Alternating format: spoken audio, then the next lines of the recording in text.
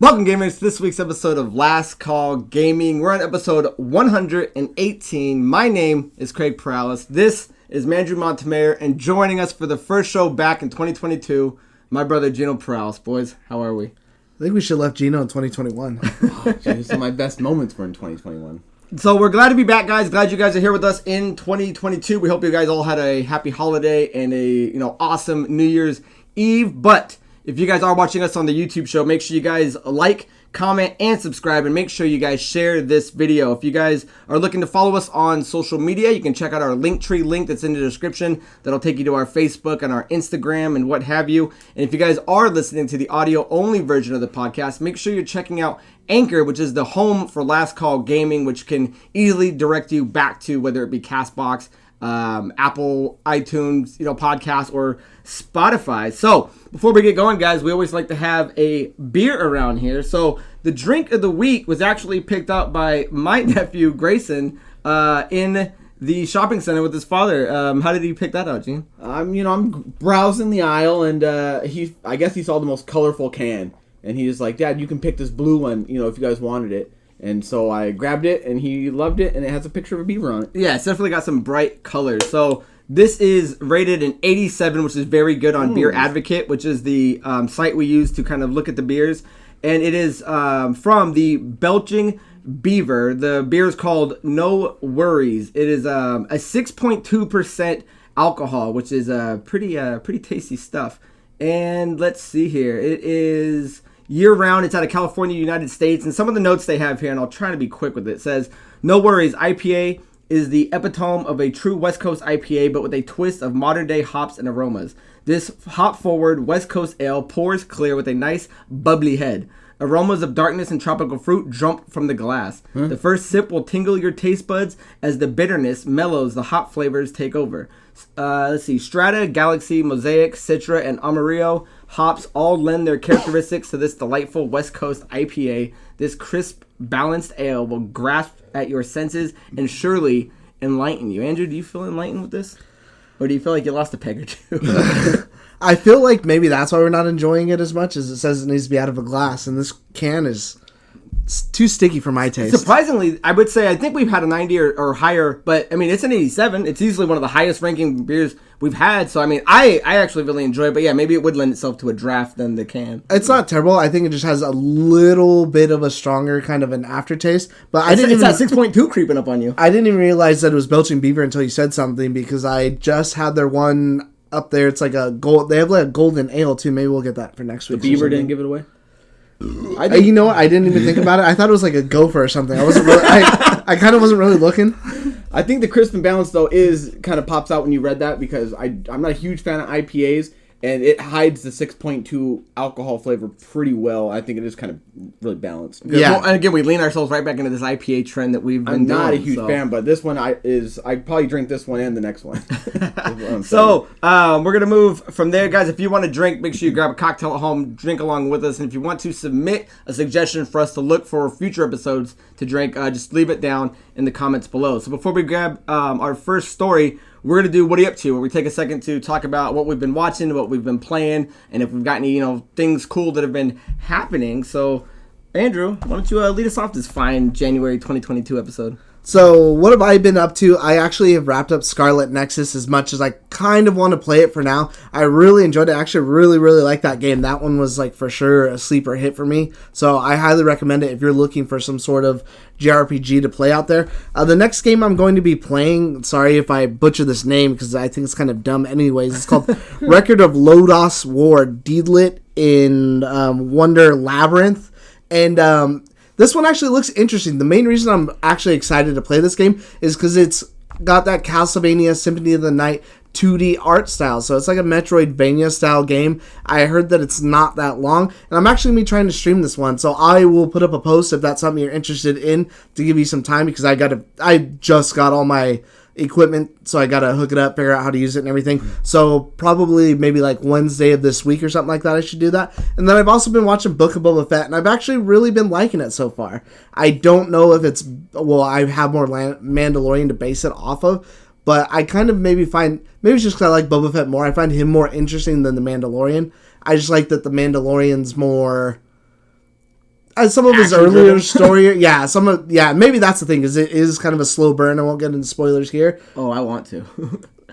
I want to get the light spoilers. I think we've all been watching Boba Fett, and you can give me your take on it too. I guess my only part that I'm like having an issue with is that I'm under the impression that Boba Fett was the baddest dude around. He at one point farted his way. He fought Darth Vader and lived. He's one of the few people that can do this. And this open, like Andrew's saying, it is a slow burn, but like he's getting whooped. He's not the badass that we thought he was. And after you watch him crawl out, again, light spoilers.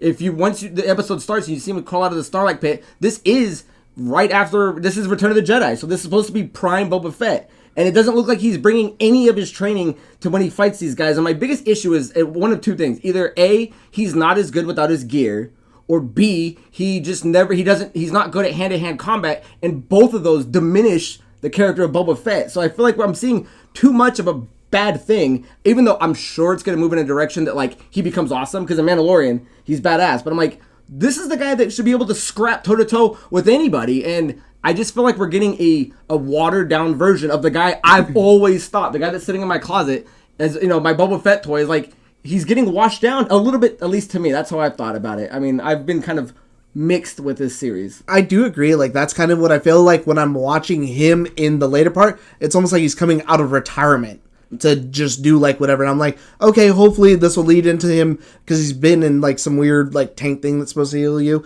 And I'm like, okay, hopefully maybe this will be like, all right, I'm getting my strength back, I'm getting back into the groove, and then I'll be fucking cool and do whatever. But yeah, that's been my biggest problem with it so far. But I'm willing to give it at least, 5 episodes to get me there. Yeah, the Bacta tank is what it's called. I don't know. Oh, yeah. What do you think? That was going to be my exact counter to that, because light spoilers, when he comes out of that thing, like, he is shred the fuck up. He is weak as shit. You think it more like he's lost his sense. When he got into that fight, he literally told him, take me back to the healing pit. Like, he is weak right now. So his name itself, I think, is lending the fear aspect and the respect while he's healing, but he is not 100%. I would say he's maybe 55, 60%. But that Bacta tank comes after the Starlight. Like, since he's been with the Tuskens, he hasn't been in that at all. So something had to have happened after that requires him to do that. Because he hasn't done that at all in the beginning, and that's what I'm saying. That's what I'm seeing him come out when he's supposed to be prime. Maybe his clone genetics. Or so, no, he's, I think he's weak right now, and he's going to get to where we need to go. Because I love talking about this stuff with you guys, and we don't get this all together. I liked the 2 episodes. I watched them back to back, and I thought there was a third one, and I was like, fuck. I just want a Creed montage of him and one of those fat pigs just hitting him in the gut. I do like the way they look better, too. They're not puppet looking. Well, yeah, they're not. Yeah, I was going to say, they're live action people with maybe some face makeup, but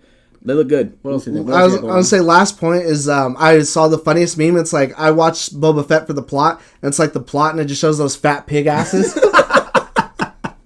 Well, it's because they have like big guts, but they still have 6. Oh, they're solid 6. So what else you up to, Andrew? Was that everything? Yeah, no, that's it for me. What are you up to, Gene? Watch Boba Fett. That was awesome. Watch season 4 of Cobra Kai, which I thought binged it in one day. Called off, stayed home sick with the kid. Fucking dude, watched the whole thing. Really, really liked it. We also watched Encanto, which a funny little story is much better than I thought it was going to be, because new Disney movies. Movie? Okay. Yeah, I'm kind of like hit or miss with them. But I think it was Chet or Pat. They sent me a snap, and they're like, my new favorite song, blah, blah, blah, blah. I'm like, dude, how do you pick a new Disney song, blah, blah, blah, get him all the shit. And he's like, have you seen the movie? I'm like, no. He's like, watch the movie, get back to me. The song he's talking about, dude, is my favorite song in that movie, and it's awesome, dude. Top 5 material? I don't know, but it could be. Like, it's really, really good, and I'm like, I take back everything I said. It was that fucking now I gotta good. do the same I'll have thing. to watch it. Yeah. As far as games, a couple weeks ago, we beat the Tiny Tina DLC for the Borderlands 2, which was really, really nice. And then, Assault on Dragon Keep one-shot. me and you played it with Deandra, and then playing more. When you have a game like Halo that's playing and you're online, I don't play a lot of story games because I'm so involved in that. But with something I'm going to talk about later, like my next game, I think is going to be Mass Effect 2.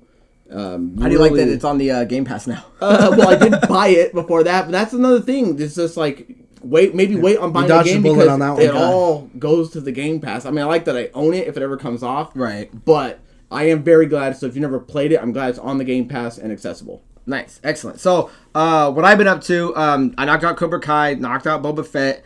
And the thing I just recently watched was the Harry Potter 20th or 25th anniversary Return to Hogwarts. It came out. I've seen that on there. Yeah, it came out January 1st. It was kind of like the big thing for the New Year's. It's on HBO Max.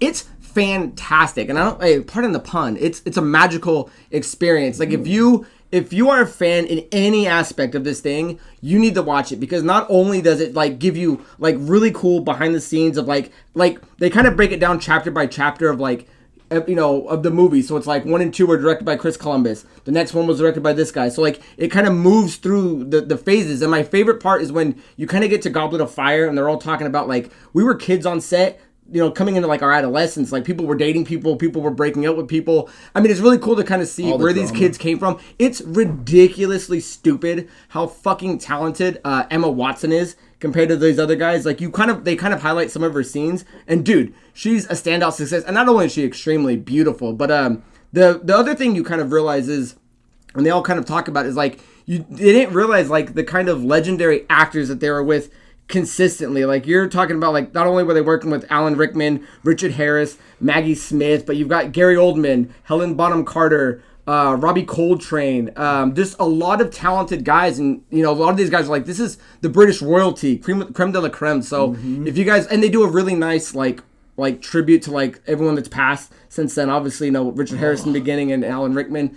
So if you guys need, if you need something to watch, check it out. And in my mind, it blows the Friends reunion special out of the water. And I was a huge fan of the Friends reunion. Have you guys seen the Harry Potter reunion at all? No. Next on my list now. Oh, dude, treat yourself, and I'd love to talk about that. Hell yeah. So, as far as what I'm playing, Halo Infinite has just been the week-to-week play, kind of like all of us. But I finally had to sink myself back to reality. It's like, okay, I got to start beating games again. And I picked up Call of Duty Vanguard, which is a game I put down for a while, and I beat it, and I actually really liked it. I know there's a split decision in terms of like the WW2 aspect is, you know, I understand if it's not something you want to do in multiplayer, because I can understand how the guns and the maps kind of feel like a step back from all prior Call of Duties.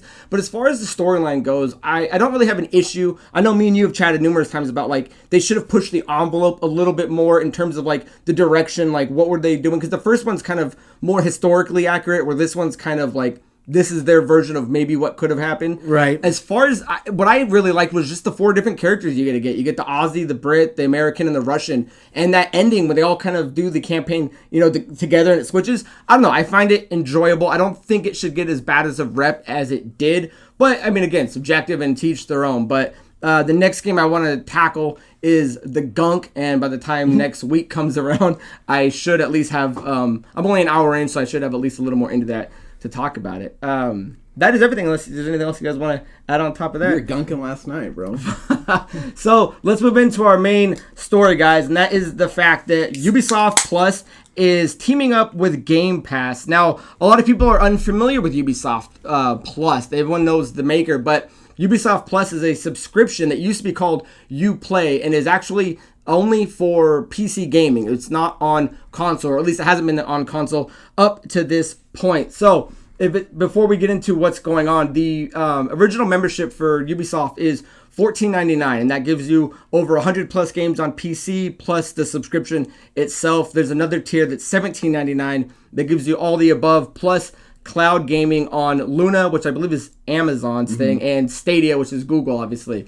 But the headlines have been running, and a lot of people have been kind of misinterpreting that what's happening with Ubisoft Plus. Is it being combined into Game Pass? You know, there's a lot of things happening. They don't know, especially now that EA has been a part of Game Pass. So the best article I was able to find was actually on The Verge. So let me read this to you guys real quick, and then we'll kind of break it down on our thoughts and opinions. So Ubisoft is bringing its Ubisoft Plus subscription service to Xbox in the future and announcing that Rainbow Six Extraction will be coming to Xbox Game Pass at launch.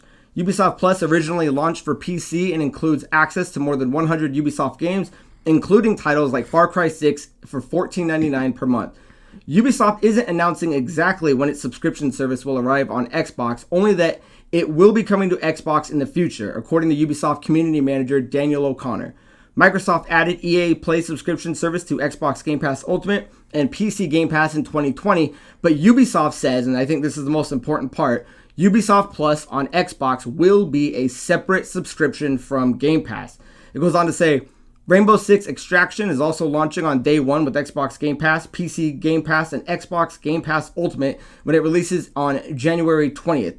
It's the first major addition to Xbox Game Pass for 2022 after Microsoft revealed earlier this week that Mass Effect Legendary Edition, the Anacrusis, and Spelunky 2 are making their way to Xbox Game Pass soon. So again, I want to point out a lot of these outlets aren't kind of interpreting it correctly. The mistranslation is, oh, they're combining it with Game Pass, which had a lot of red flags going. Everyone kept going, well, now what happens? What happens to my $15 Game Pass Ultimate? Does it now have to jump another $10 to kind of support the weight that Ubisoft Plus would be adding to it? And so The Verge kind of points out, and if it's a quote from Ubisoft, I have to assume that we can at least put that rumor to bed for the time being. It is two separate subscriptions that are going to finally, for the first time, be on console platforms. So it's weird that it's not on PlayStation. It's weird that Ubisoft isn't saying, hey, at the same time, let's launch on two platforms to get our name out there. But it will be on Xbox eventually. But the $15 point,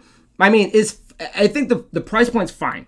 What I have an issue with is, I don't know if Ubisoft has the backing to warrant that kind of money, because when you look at what Xbox does with the Game Pass, it's constantly updating it. It's constantly giving you first party and third party. And even if you look at Sony PlayStation's Plus, they're constantly giving you new things every month, and they're giving you updated titles. When you look at what Ubisoft has, it really just falls on its big franchises: Assassin's Creed, Watch Dogs, all the Tom Clancy games, which are the Rainbow Six and the Ghost Recons and Far Cry. But I can't imagine that $15 is worth it monthly to just tackle a few franchises. So before we get into Rainbow Six Extraction, I want to kind of hear your guys' thoughts on what you think the price point, if it's worth it, and maybe eventually do you see maybe a merger and it finally does kind of fold itself into Game Pass. Andrew, you've heard the news. I mean, it's the biggest story I think so far of the year. So I mean, what do you think?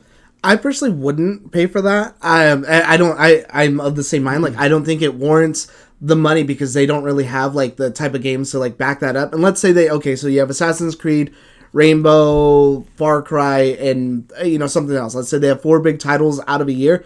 Okay, I'll pay your $14.99 instead of go buying your game for that 1 month, and then I'll just cancel Exactly, it's a month. It's not going to warrant me buying it for the additional rest of the 12 months. The only thing that I found was interesting out of all that anyways is that Extraction game, which if reading the room, nobody's really hyped for. I don't know if anyone's really excited for this game, is coming to day one on the Game Pass. One, not only, let's bolster it up. Obviously, our sales aren't there. Our pre-orders aren't there. Let's get as many people in there as we can. But two, maybe that's their way of treading let's see how well this does, what kind of return we can make from that. And then maybe down the road, we will combine services. For right now, we won't, because EA Access did not start like that. That was their own thing for a while too. And then slowly they started kind of doing stuff before they combined. That they could do that too. And if they did do something like that, I don't know if they could raise the price that much. I don't know about $10 for all these games that are mostly like one and dones with no new things coming out until later on during the year. But if they raised it $5 for an additional thing, like $20 or something like that, it'd probably be worth it to me. What do you think, Gene? I think that when you're looking at what's going to happen in the near future, that subscription services are going to be the next norm. And I think Game Pass is doing an excellent job with it. So then you got to kind of take a step back and you're like, well, who else can even do something remotely similar to a subscription service? Ubisoft can do a subscription service that has 100+ games. So then you gotta kind of look back and be like, okay, well, what's the quality? They have some really good subscriptions. Some are the best. You named a bunch of them. But dude, Valiant Hearts, Child of Light, South Park, they have all the might and magic. So they have, that speaks to a Satan gamer. Now, a younger person, I don't think might not jump into some of these, because I actually had to look in their catalog. Some of these games are pretty old. But if you like those type of games, you can't find them anywhere else. And if that's what speaks to you, like they actually have 100+ games, and I was looking at the full thing, they have 20, 25 solid titles. So even if you're going to do this, hey, let me try it for a couple of months, you're still paying less per month than any individual game would be for if you were buying it at $60. So I have to say, subscriptions are going to be the new norm. Does it have the library to kind of compete? I think it does. I think the price point, I think $14.99 is fine. Someone like me, all three of us, I think we can do both and be fine. If I had to pick one or the other, I'd probably do Game Pass for now. But I think they have the library to do it.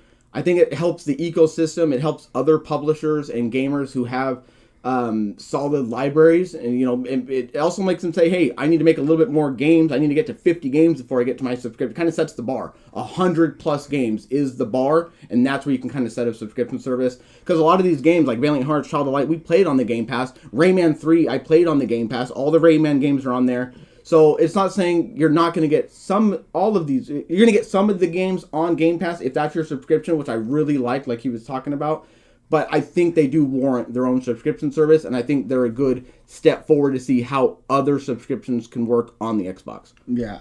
Interesting points on both sides. I would think my biggest argument, and I think, Andrew, you were talking about it earlier, is that and Geno, you're actually shining on a light. Is Ubisoft has a lot. It's got a lot to contend with. It's got the backlog. It's got everything that a lot of people, some gamers only play X amount of games a year. Let's say 3 to 4. All these franchises could be your 3 to 4. So, like I said, $14.99 isn't an issue to me if that's your cup of tea. If those are the type of games you want to play, then that's completely fine. But the difference, like I was saying, with Xbox and Game Pass is there's a constant rotation of what you have access to. Mm-hmm. And I was looking at a list of what Ubisoft actually listed last year. So let's assume you had Ubisoft Plus last year. They dropped 6 games last year. And I don't know if $14.99 is worth me paying to get 6 games. They had Scott Pilgrim vs. the World. They had Far Cry 6, which is easily the juggernaut of the year for them. Discovery Tour Viking Age, which I'm sure no one's heard about. Riders Republic, Just Dance 22, and Monopoly Madness. I just can't wrap my head around paying for a service that there's one game I want to play. Andrew's, the tips and tricks is, you do the month, you play the one game, and you drop it. The only thing I can say is that it does look like they give you the full definitive version. So if Assassin's Creed Valhalla is your game,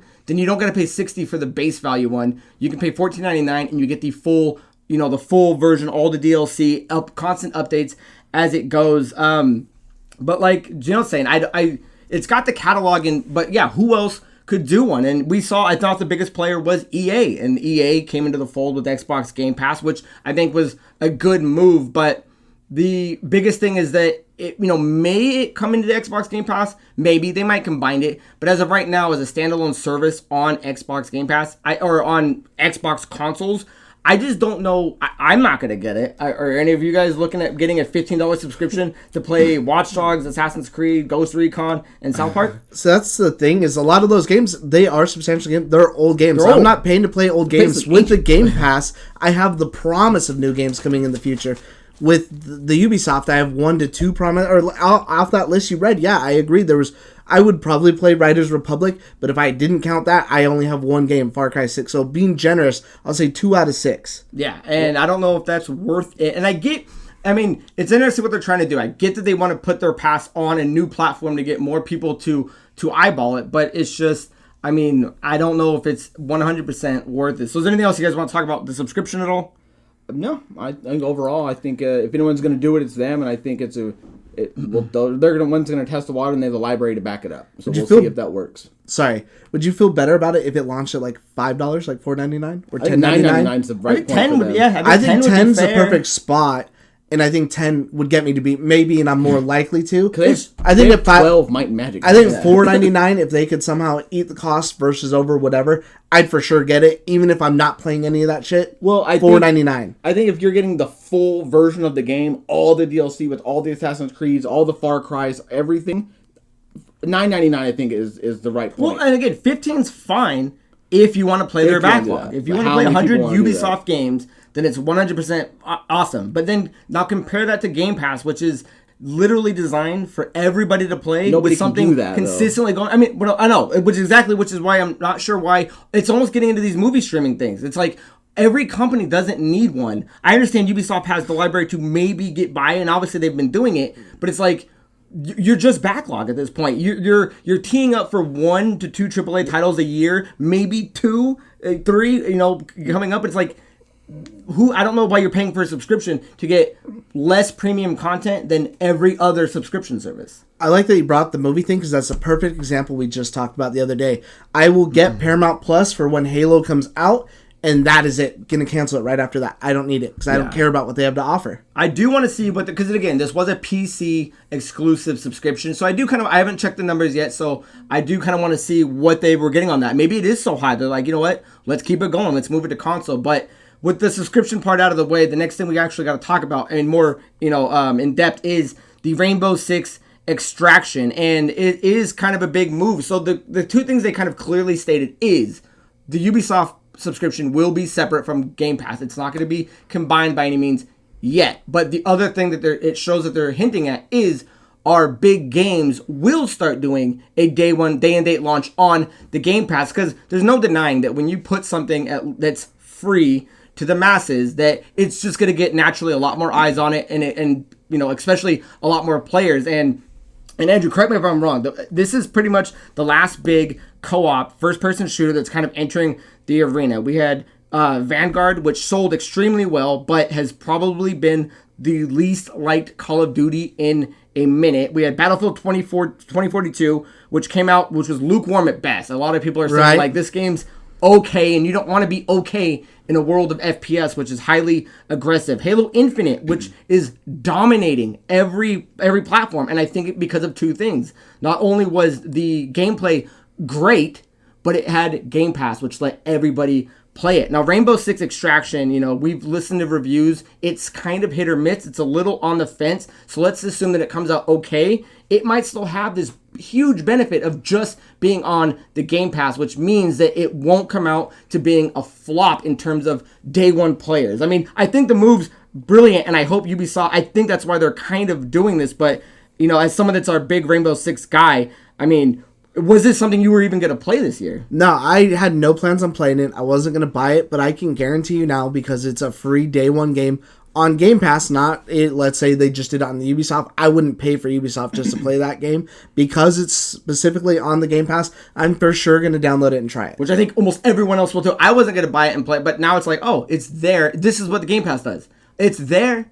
I'll check it out. You looking at checking it out? Yeah, same thing. Because we've been playing more games, 3-player, 4-player. Together, try to, yeah. When Division, it came Outriders. Day and date, if I can play with all three of us, and it looked a lot like Division 2, where you have to strategize and do some shit. I had a lot of fun playing that game. I think we'll have fun playing that game just because of the party we are.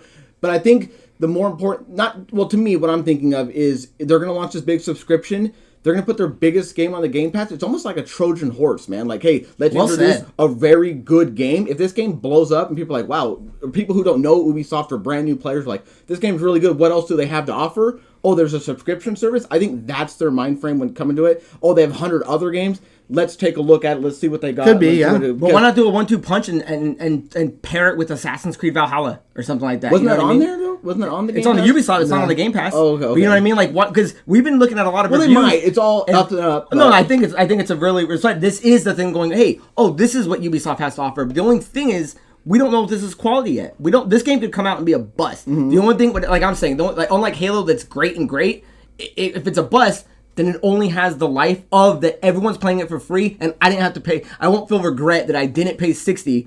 I'll give it 20 hours if it's free. You know what I mean? So, but if the game's great, then awesome. Then we have another hit on our hands. Right. But we don't know that yet. And a lot of the reviews are, correct me if I'm wrong, 50-50-ish? Yeah, I mean, I haven't seen anyone talk positively about this game. Or at least like gushing, right? Yeah, no one's hyped about it. I mean, this game's been delayed, I think, like 2 or 3 times already. And first, it was coming out with all the other shooters, and it got delayed past it, which looked like a bad move. But 2 of those big shooters flopped. Halo's really the only big one. That there is room for someone else to come in, like, okay, I can take some of that, that brain feed and, get in there. So I don't know. I look at it as Ubisoft it is smart to move your subscription to a new platform. That's perfectly fine. I just don't know if I'm already paying for Game Pass, if I'm stacking Ubisoft Plus with it. I think it's awesome that Rainbow Six Extraction, I think they see the writing on the wall. Especially when it's these online multiplayer games. Put it in hands just to keep the player base alive. And if people like it, they either A, will buy it, or B, get your subscription. And I think it's a smart move they could have done. I'm just super curious why it's not starting with Sony, because I don't know, nothing I read made it sound like it's an exclusive deal. Right. It just says Ubisoft's going to be coming to Xbox eventually. There was no writing saying they've signed a certain deal. I'm just really curious because, again, Ubisoft only drops so many games. What's the next big one you would put on Game Pass? Because I don't think you can put your Juggernaut, you couldn't put your next Assassin's Creed on Game Pass, because then what's the point of getting Ubisoft Plus? Right. So I don't know.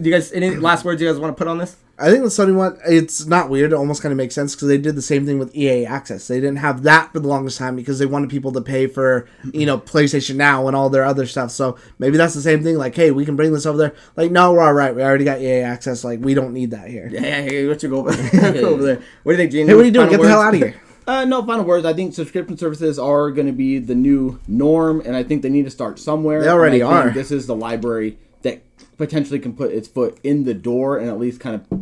I mean, Game Pass paved the way, but this is really going to show other developers who aren't Xbox what they can do and kind of what that looks like. Yeah, I was kind of thinking, like, who else could really do something as big? And I just because no one can really copy know Xbox. Who can do it? So, especially now with Spartacus coming with PlayStation, adding, because if you want to do backlog catalog, Spartacus is going, hey, we're PlayStation. We have the best backlog. So it's like, what are you comparing yourself to? Because you're not doing day-and-day, up-to-date things like Game Pass that has a rotation. And your back catalog isn't as good as Sony's. So you're kind of in this weird limbo of like, it's not for everyone. It's for a particular taste. And I think that might be the Achilles heel of it. It's like, I've got to like Ubisoft games to get this, and that's not for everybody. So I really just want to see at the end of the day what their numbers are and what they've been doing for the last, I think it's been 2 or 3 years since they've been out. Yeah. I think if Xbox wanted to be aggressive, too, that could be a big move for them. Like, hey, you know what? If you merge with us, we'll give you whatever %. And then now that's another thing on top of Bethesda, on top of Xbox games. Only on Xbox will you get Assassin's Creed day and date for free. You can play it day and date on PlayStation, but that's $70. Well, I think that would be like a huge crazy thing too. The flip side too is if the subscription doesn't work, then your answer is pair with the Game Pass. Well, the thing is, they have nothing to lose. If no one gets it on console, they still have all their PC stuff. So it's not like putting it on console, they lose anything. And that's the other thing too, is they're already on PC, so it has to have the numbers there to at least make it worthwhile. And so again, that's one thing. I think it's mainly more moving to Rainbow Six. It's like, we don't know if this game's gonna do well. What games always do well simply because they're on the pass? Well, let's make sure our shooter doesn't drown the first 2 weeks and make sure that it's got a bunch of this installed player base to check out. And I think that's kind of what's the hidden message is. I guarantee I could be wrong. If this game's fire, then it's fire. I guarantee you those pre-orders suck right now, and that's for sure why this game is like gonna be a day one Game Pass game. And that's why they announced it so late. They waited till the last minute, like, all right, you know what, this shit sucks. Like, let's get out there and let's try our best, team. Yeah, they announced this like 2 weeks before the game comes out. It's like, oh yeah, and if you guys were interested in playing it, you can find it on the Game Pass. Here's a piece of cheese. If you're interested in this game we've been trying to shove down your throat for months now. Yeah, so I guess that's all we got to say about the Ubisoft combination with Game Pass. If you guys have heard anything different or have any different kind of insight on it, leave it down in the comments below, and because I'd love to read that. So if you're a Ubisoft insider, DM me. So our next story kind of / riffs or kind of what a lot of outlets are doing, or we're going to be talking about what are our most anticipated games for 2022. But instead of us doing like a top 5 throughout the whole year, I wanted to push it down and condense it into Q1, which is January to March, because everybody's going to say God of War. Everybody's going to say Breath of the Wild 2. But the fact is, we live in the current pandemic, and things get delayed consistently. There's evidence of that for the last 2 years. I didn't want to make any kind of like broad statement of games that could be coming out in December and then get pushed. So we focused on January to March because these games are coming. We know they're coming. So I kind of wanted to focus on that. And the difference that we're going to be doing is there's going to be one game that we're extremely hyped about. That's a for sure game we want to play. We're going to buy day one. The second game that each of us are going to offer is a game that we're interested in, that we're eyeballing, we're looking at, but we're not sure yet. We kind of want to see what happens with that. So 2 games each, one that we're definite, one that we're interested in. Geno, why don't you start us off? Yeah, so the one that I'm definite about is going to be Pokemon Legends. Arceus, platform is Switch, developers Game Freak, publisher is the Pokemon Company. This releases on January 28, 2022. It's part of the 8th generation of the Pokemon video game series. What I really like about it is that it starts like old school. I mean, we've all seen the trailer. We all know what it is. It starts in the Haisu region, later known as the Sinnoh region, long before Diamond and Pearl actually came. I mean, you don't got to say too much. It's a Pokemon game, and my Switch is getting completely dusty, and I missed Snap. I missed the last Pokemon remake. This game takes it to like a whole nother level. You're finally seeing a huge open world. You're seeing mechanics that has never been done in a Pokemon game. I don't care if this game sucks. Like this game, like I'm going to buy no matter what. I think we all are going to probably buy it and do it. And another cool little thing is it's going to be the first game that gives you 3 starters from 3 different generations of games. It's going to give you Rowlet from Sun and Moon, Cyndaquil from Gold and Silver, and Oshawott from Black and Pearl. It has so much going for it. It's a beautiful game. The colors are there. It has, like I said, I don't know. I'm so excited to play this game. I bought 2 Switches. I've beaten no games on it just because of like Xbox. I bought it for the kids. Like this is the game I bought the actual Switch for. I knew it was coming. It's finally here, and it's going to be this month. I'm super excited to play it. Yeah, because they just did that 6-minute kind of new demo reel that you guys can check out. And I'm super excited too because I was talking to my buddy Casey, and he's like, hey, did you buy Diamond and the new Diamond and Pearl yet? I'm like, no, because I think the next Pokemon game I want to get is Arceus, which comes out on the 20th. And yeah, what Geno's saying, the new concept, the fact that instead of starting off with a Pokemon and then going to do gym badges, you're literally you're the OG starting the Pokédex. Like it's cool because you see your guy kind of creeping through grass and he doesn't battle. It's kind of like I think we were talking earlier. It's like Pokemon Go. You've got to throw Pokeballs first. Dude, he's dodging attacks. Yeah, I'm curious if he has a life bar because he's getting out of the way of stuff and getting hit with fire attacks. I'm like, okay. And then you kind of build up that. The only thing I'm trying to guessing is it an alternate timeline? Because if you're starting the Pokédex originally with 3 different Pokemon from 3 different generations, then what was the original 150 and how they couldn't find any other guys until the next one? So I think what they were saying was based on like early like Japan, so you almost think of it as like maybe another region. Continents. So our region got the original 150, but they're in another continent. I don't mean our personal one. I'm talking like in their timeline. Yeah. Like in their timeline, how does Professor Oak only know of 150 if there's documentation that this guy's already been found? And that's kind of where I'm like, I'm going to take this. Pokédex is here. Yeah, I'm going to take this as a multiverse type of game. Are you going to get it? I think so. I kind of watched the gameplay and I was actually kind of down on it. I was like, this doesn't really look like it's too interesting for me, but I think I'm gonna give it a try at least. And and again, there's no second version yet, like the notorious, black and white. Good. So what I'm saying is, everything that's gonna be in the game will be in the game. There is no split series that's gonna have like I'll have these 6, you'll have these 6. So kind of interesting because now I want to know. Okay, well, if every generation's in it, then what did you pick and what's the number cap? What do you think? You think it's gonna be everyone or just like no? It's definitely not gonna be everybody. Okay. Hell no. Well, there you have it. But they had Gallardo. I mean, it had original 150s mixed and everything. So, but there's no way they're putting every single fucking Pokemon. Yeah, I can't wait. And it's right around the corner. So I don't need to catch the Pokemon that's like a dumpster fire, anyways. Andrew, what's your most hyped game? My most hyped game, I'm sure as everybody knows, is going to be Elden Ring by From Software. Comes out February 25th on all or most platforms.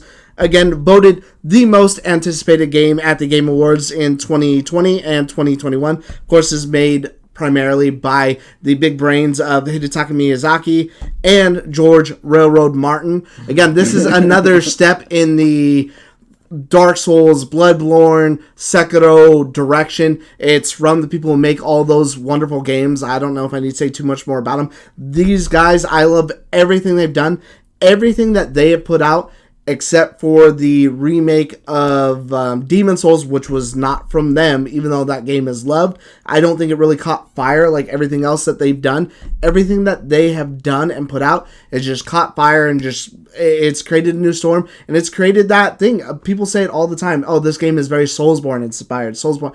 I haven't heard anything like that since like Metroidvania, and this is something I think that came out in like 2011 was when the first one came out. So it's cool to see something modern really kind of take over, create in a way its own genre. But I just love that it looks like a beautiful game. They're going very different with it. It's very open world, and they put out demos for it. They even had play testers. You could have gotten into something like that. I actually didn't want to play it because I just wanted to jump in fresh, but I have seen some gameplay of it just to kind of watch it. It ran beautifully. Like, I didn't see any hiccups or any problems or something that's as open world with as much as going on. It looks beautiful. It looks like everything I've wanted and more.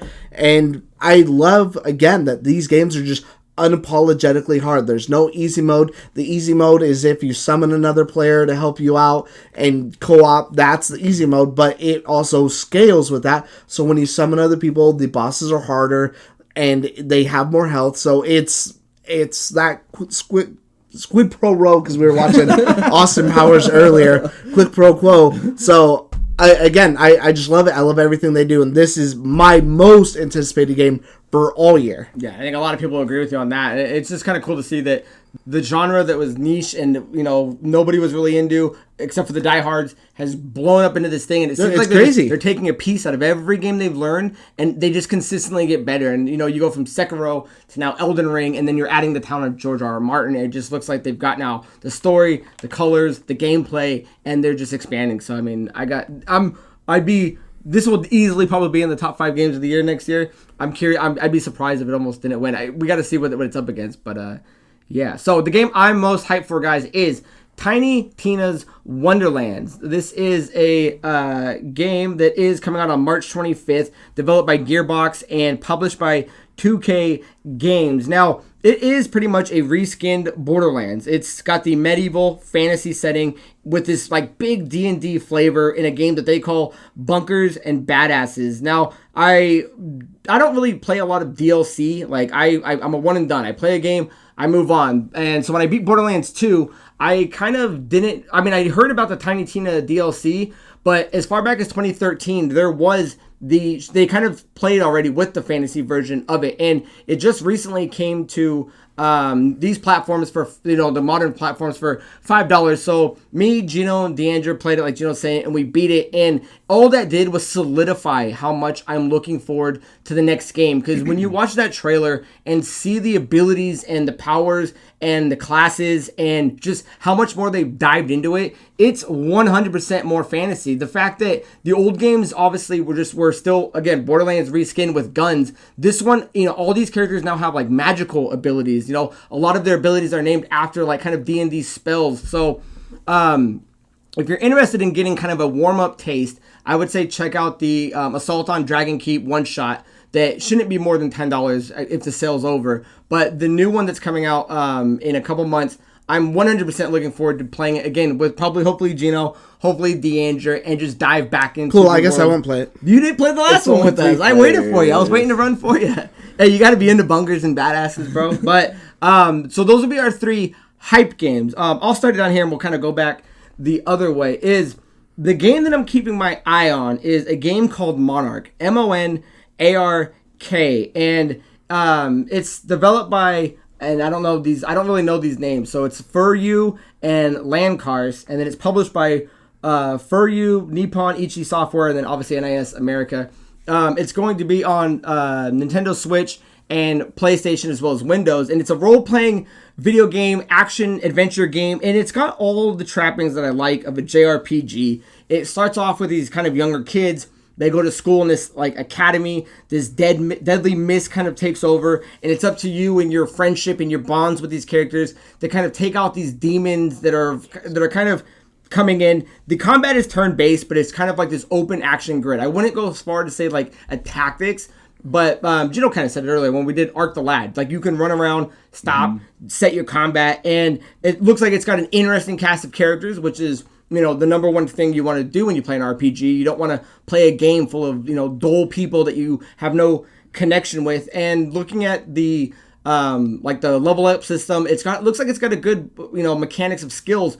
The game actually came out earlier in October 14th, 2021. I believe it was only for the PC. So I think this is the first time that console gamers are going to get it. The reason I'm on the fence about it is after looking at some of the gameplay, it looks like some of the kids in the academy, looks like it could be tedious. It looks like it could be you doing these kind of weird quests, talking to dumb people. So I wasn't thrilled about that. The other thing is that everything they keep showing off outside of things that aren't in combat is this aesthetic that's like constantly red.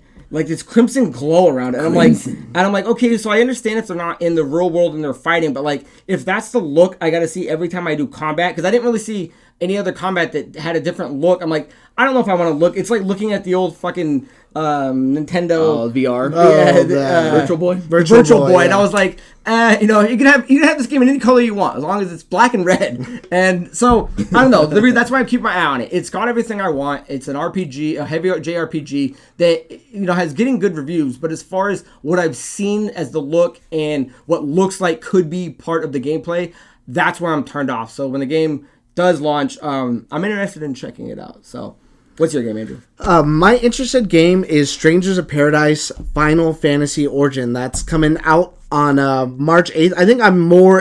this one is actually developed by Koei Tecmo and Team Ninja, obviously published by Square Enix. So it's weird to see them going with a different developer versus like their casual Square Enix team.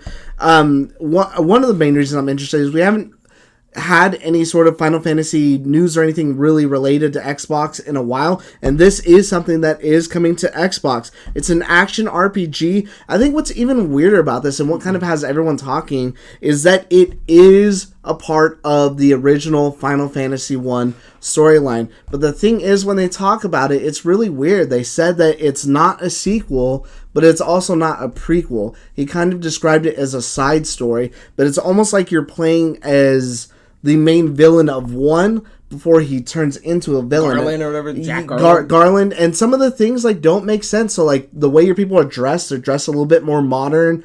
But you do see people that are dressed like knights and kings and stuff. But at one point, too, I know when I was watching the trailer, and I just rewatched the trailer again before this, he had something in his ears that almost looked like some sort of thing so you could communicate with like teammates and stuff like that. So it's like, okay, so like that's like very futuristic tech, so I don't understand why you're incorporating that in this. So the whole thing just seems like it's really kind of a crazy mess, and I don't really know what's going on with this game. I don't know anyone that's hyped for it, but I am interested in it, and I want to try it just to see what it's kind of all about. So I think that's what has me far more interested in, is because this game kind of looks like a mess to me. You know what that just reminded me of? If I had to think of another company to do a subscription, Square For sure. But they'd be on Sony. No, they do cross-plat. We'll see. Okay. I'm with you, man. So, Gene, what's your... I think it looks good, man. And that's the kind of hard thing. Here's where it comes to me. Dude, when we were looking at the list of this quarter...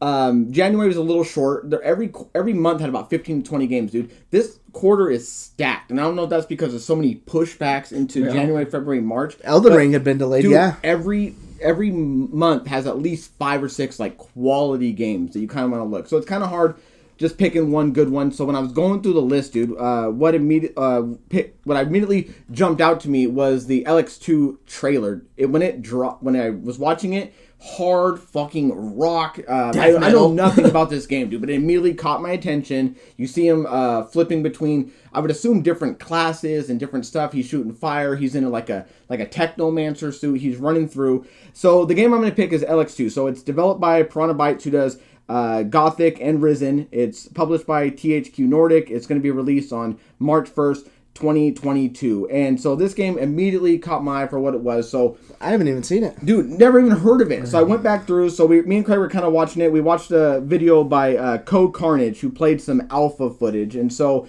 it was it's a sci-fi themed action role-playing game. You can use swords and guns and magic, almost like a Skyrim feel that you can use 2 hands.